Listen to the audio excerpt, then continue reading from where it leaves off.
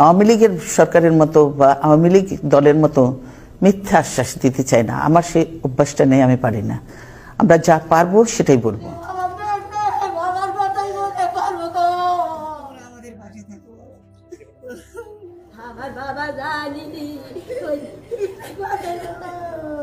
আসসালামু আলাইকুম রহমতুল্লাহি ওবরাকাতুহু। প্রিয় দর্শক মণ্ডলী, আপনি দেশকে ভালোবাসলে, আপনি যদি একজন নাগরিক হয়ে থাকেন দেশকে যদি ভালোবেসে থাকেন, আজকের ভিডিওটি আপনাকে পরিপূর্ণ দেখতে হবে, ভিডিওটি একটু শেয়ার করতে হবে।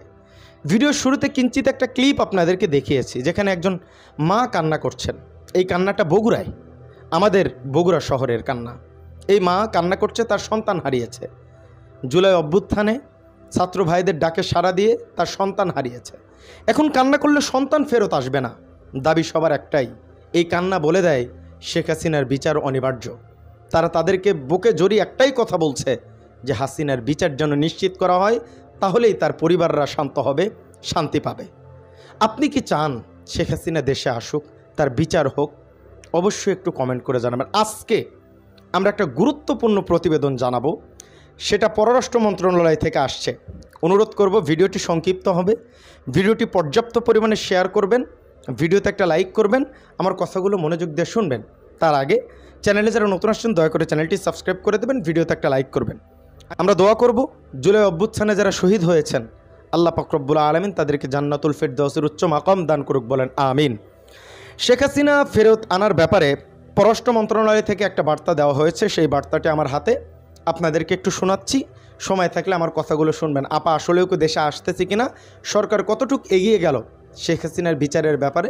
আপনারা ইতিমধ্যেই জানেন 6 মাসের কারাদণ্ড হয়েছে আদালতকে অবমাননা করার কারণে। এখন তার বিরুদ্ধে একের পর এক বিচার প্রক্রিয়া শুরু হবে। পররাষ্ট্র উপদেষ্টা যেটা বলতেছেন একটু শোনাচ্ছি। হাসিনাকে ফেরানোর ব্যাপারে যা বললেন পররাষ্ট্র উপদেষ্টা, ভারতের অবস্থানরত ক্ষমতাচ্যুত শেখ হাসিনার প্রত্যাবর্তন নিয়ে বাংলাদেশের কূটনৈতিক প্রচেষ্টা অব্যাহত থাকবে বলে জানিয়েছেন পররাষ্ট্র উপদেষ্টা তৌহিদ হোসেন। বৃহস্পতিবার এক সংবাদ ব্রিফিংয়ে তিনি বলেন, আমরা চেষ্টা করছি, একটি চিঠি পাঠিয়েছি, প্রয়োজনে বিষয়টি নিয়ে আরও উদ্যোগ নেওয়া হবে। তবে এ বিষয়ে অন্তর্বর্তী সরকারের অনুশোচনা আছে কিনা সাংবাদিকদের এমন প্রশ্নের জবাবে পররাষ্ট্র উপদেষ্টা বলেন, অনুশোচনা শব্দটি লোডেড টার্ম হিসাবে ব্যবহার করে বলেন, কে কতটুকু অনুতপ্ত তা আমি জানি না, তবে আমরা বিষয়টিকে এভাবে দেখছি যে প্রয়োজনে বিষয়টি নিয়ে আরও উদ্যোগ নেওয়া হবে। এখন আমি যেটা বলতে চাচ্ছি, এনার কথা শুনে আমরা হতাশ হয়ে যাচ্ছি। ডক্টর ইউনূসকে দোষ দিচ্ছি, কি করছে, কি করতেছেন, কিন্তু এই ব্যাপারে কাজ চলতেছে। কোনো কিছু না হলে ডক্টর ইউনূস কিন্তু বাড়িয়ে কথা বলে না, অগ্রিম কথা। আমাদের অগ্রিম কথা, এলোমেলো রেসিপি খাইতে খাইতে আমাদের বাঙালিদের মাথা ক্লিন হয়ে গেছে। সবসময় আমরা আগাম শুনতে চাই, কিন্তু ডক্টর ইউনূস এরকম না, তিনি করে বলবেন। আগাম কোনো কথা ডক্টর ইউনূস বলেনও না, ছাড়েনও না।